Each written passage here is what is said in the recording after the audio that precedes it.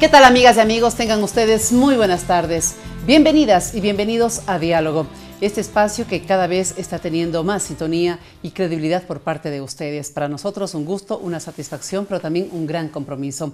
Espacio de opinión y de información de los medios de comunicación de la Asamblea Nacional. Nos sintonizan a través de los medios, precisamente de la Función Legislativa del Ecuador. La radio con cobertura nacional en todo el territorio, en las 4 regiones de la patria, en las 24 provincias. La televisión legislativa con su señal abierta en las ciudades de Quito, Guayaquil y Cuenca. En Quito, canal 42, en Cuenca, canal 27 y en Guayaquil, canal 22. Creo que lo dije en desorden de acuerdo a lo que se está presentando, pero esa es la idea general. Decirles a ustedes que llegamos a través de todos los medios de comunicación de la Asamblea Nacional y también a través del internet en vivo.asambleanacional.gov.es. En el día de hoy nuestro programa lo hemos dividido en 2 segmentos. El primero, que tiene que ver con las enmiendas constitucionales que está en análisis por parte de la Corte Constitucional, y la segunda parte estaremos hablando sobre el destino de los fondos complementarios previsionales cerrados de cesantía. Ya la Comisión de los Derechos de los Trabajadores y la Seguridad Social ha concluido la tarea de socialización, recoger en distintas provincias las opiniones de quienes están directamente involucrados con este sistema, y estaremos hablando sobre esta realidad en los próximos minutos. Ahora recibimos al doctor Jorge León, él es politólogo, es nuestro primer invitado. Vamos a conversar sobre la enmienda constitucional. Doctor, gracias por aceptar nuestra invitación. Muy buenas tardes tenga usted. Buenas tardes, un placer de estar aquí con ustedes. Doctor, en este tema de la enmienda constitucional, lo habíamos dicho hace algunos meses que se iba a hablar bastante, sigue hablándose bastante y vamos a seguir desarrollando este tema conforme avance el análisis, no solo de parte de la Corte Constitucional, sino de parte de todos quienes sienten tener argumentos para analizar este tema. Y una de las acciones que se ha presentado en las últimas semanas, denominada amicus curiae, que han sido presentadas ante la Corte Constitucional, se refieren a aspectos focalizados de este paquete de enmiendas de Alianza País. Comencemos explicando en lo que significa este amicus curiae. Bueno, gracias, un placer. Lo que es, se denomina así en latín, pero significa amigos de la Corte, ¿no? La Corte de Justicia. O del Tribunal. Del Tribunal, claro, en este caso. Concretamente quiere decir que cuando hay un tema que se está debatiendo, que se va a tomar decisión, uno puede, como amigo, amigablemente, presentar a la Corte puntos de vista sobre los temas precisos que se están debatiendo, no necesariamente todos, pueden ser puntuales, indicando que el sentido que está de la propuesta no es el apropiado jurídicamente, y que encima de eso la Corte eventualmente, al decidir en uno u otro sentido, puede estar cayendo en algo que es un precedente, digamos, porque la Corte crea precedentes jurídicos, que puede ser positivo o negativo para la sociedad. Entonces, en definitiva, es un pedido a la Corte que examine lo que tiene que decidir en función de lo que se le está presentando. Por eso se le llama amigo de la Corte, ¿no? No es necesariamente un juicio contra lo que contra lo que decide la Corte o contra lo que va a decidir la Corte. En definitiva, son llamados de atención a la Corte a la vez que aportan en el argumento sobre los elementos que están por decidirse. ¿Quién califica si proceden o no proceden esos recursos, o no se requiere de esa calificación? En principio, cualquier propuesta que va en ese sentido de amigo de la Corte debería ser aceptado. Sin embargo, es prerrogativa del juez o de la jueza el aceptar o no. La Corte puede así considerarlo. Yo creo que a todo el mundo le ha llamado la atención el hecho de que ahora hubo una apertura amplia, digamos, para todas estas propuestas de revisión de las propuestas que están en debate actualmente. Ahora, el presentar no a todo el paquete, usted lo ha dicho, se lo puede presentar de manera focalizada también, ¿no le quita juridicidad, no le quita fuerza a ese recurso de acuerdo a esa presentación, doctor? No, porque, bueno, a ver, primero el presidente, igual que, el presidente Alianza País, a través de sus bloque legislativo, ha hecho una propuesta que topa 17 puntos. Ajá. Y concierne 11 artículos de la Constitución. Es bastante, es enorme. De modo que no necesariamente todos los que están preocupados por las decisiones a tomar tienen que tener puntos de vista sobre todo. es probable que unos ven más importancia, acuerdan más importancia a un punto o a otro porque les concierne directamente o simplemente tienen un punto de vista más especializado sobre ese tema. De modo que está muy bien visto. Lo que cuenta es que la Corte tiene que tomar decisión sobre 17 puntos, de los cuales 11 son claves de artículos diferentes. Por lo mismo, aportar con argumentos sobre cualquiera de estos 17 aspectos es en principio bienvenido. La práctica en esta materia en nuestro país determina que puedan ser recibidos estos proponentes en una audiencia, en una especie de comisión general por parte del Pleno de la Corte Constitucional, o suficiente dejar en la Oficina de Gestión Documental. Mire, el detalle de eso no sé. El procedimiento legal no es mi ámbito, ¿no?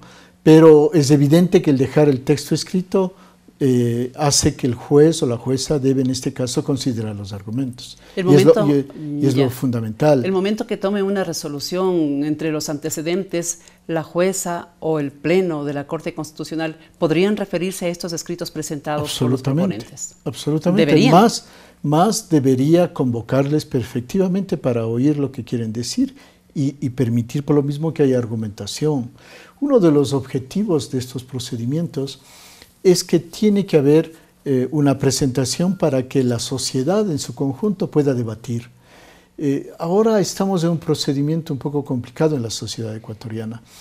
Parte de la estrategia política gubernamental es presentar varios temas y hacerlos de modo, digamos, consecutivo, precipitado, de cierto modo, que hace que no hay espacio mucho para el debate público, ¿no? Pero en este caso, la Corte ha dicho que va a tomar el tiempo necesario y no una respuesta inmediata. Debería haber permitido un debate de fondo. Desgraciadamente, como tenemos nuevas leyes, nuevas propuestas, nuevos debates, nuevas acciones públicas, el debate está un poquito puesto de lado, ¿no? Y es triste porque son temas de fondo de la Constitución sobre organización del Estado, sistema político, etcétera. Ahí tiene mucho que ver entonces también los medios de comunicación, que tenemos que dar estos espacios para analizar si es en paquete, bueno, así lo tendremos que hacer. Si es de punto en punto, también nosotros lo estamos haciendo. Ya han pasado varios meses, doctor, desde que se presentaran esas propuestas de enmienda a la Constitución. Bueno, ¿qué recomienda el tiempo para temas como estos en nuestro país, dadas las condiciones políticas y hasta sociales por los que atraviesa el Ecuador? El problema es eso, que hay tantos acontecimientos que esta vida mediática hace que en definitiva lo que cuenta es la luz primera, ¿no? Y el debate de fondo queda relegado. Una cosa positiva habría sido tomar punto por punto, pero claro, no es así. Esto llega según los actores que dicen: a mí me interesa el artículo 1, el 2, el 3, el 5, etcétera, según los casos. Y termina siendo relegado el resto, o a su vez, considerando que hay acontecimientos más importantes nacionales e internacionales. Internacionales, actualmente la vida está candente, digamos, la escena internacional. Hace que se desplazan los puntos a debatir. Y es triste. En principio, el tema de fondo en realidad es la reelección presidencial, pero hay muchos otros importantes. Por ejemplo, estoy pensando en aquel relativo a las Fuerzas Armadas, que es importantísimo de cómo organizar las tareas de las Fuerzas Armadas. De modo que es una pena que no haya el debate real, y usted tiene razón, los medios deberían contribuir mucho más a eso. Estamos con nuestro primer invitado, el politólogo Jorge León, pasando revista a lo que se va constituyendo en el marco de análisis de la enmienda constitucional planteada por el bloque legislativo de Alianza País ante la Corte Constitucional, y varios recursos que ya se están utilizando para también abonar en el análisis y en la decisión que pueda tomar este organismo respecto de este tema. Hasta el momento hemos hablado sobre el amicus curiae, que también me despierta una curiosidad, doctor, revisando los nombres, las organizaciones políticas que han presentado este recurso son de oposición. ¿Ese es el espacio en donde también la oposición puede decir: aquí estoy presente, solamente así, o tal vez con alguna contrapropuesta? No sé qué más podría presentarse para que también se enriquezca el análisis sobre esta temática. Nos encontramos ante una decisión que tiene que ser: ¿está de acuerdo o no está de acuerdo con la propuesta de Alianza País? Es decir, sí o no. Exactamente. Y ese es el tema, es más o menos polarizante. Los unos lo que pueden argumentar es que es constitucional o es anticonstitucional. Presentar alternativas creo que no viene al caso, porque lo que está en juicio es que la persona que tiene que definir la opción, en este caso la jueza primera de la Corte y la Corte en su conjunto después, tiene que decir esto vale o no vale constitucionalmente, se puede o no se puede tomar esta decisión. Entonces los argumentos van en el mismo sentido. ¿Estamos diciendo que esto vale constitucionalmente o estamos contra, en el sentido de que no es constitucional? El espacio para razonar es relativamente limitado. Es estrecho, ¿no? Ahora, hay sectores que anticipan que se espera la respuesta de la Corte Constitucional también para, de su parte, organizar una recolección de firmas para pedir una consulta popular, tomando en cuenta, como le digo, el antecedente que la Corte Constitucional tome ya una decisión en donde los que quieren que sea una consulta la que defina la reforma de la Constitución, se proceda de esa manera. ¿También es otro espacio válido y de qué manera ser bien aprovechado, doctor? Nuestra Constitución y la tradición, sobre todo ecuatoriana, debería permitir que haya una consulta. Luego de, en América Latina, luego de Uruguay, Ecuador es el país que más ejerce la democracia directa. Se llama así a estos tipos de consulta directa a la población. En realidad, en toda América, es el estado de California, en Estados Unidos, que más consultas hace. Luego viene Uruguay y luego Ecuador. De modo que no debería sorprender que los ciudadanos se pronuncien sobre eso. Cuanto más que efectivamente varios de los temas que están tratados o que han sido propuestos como enmiendas son reformas de fondo de la Constitución.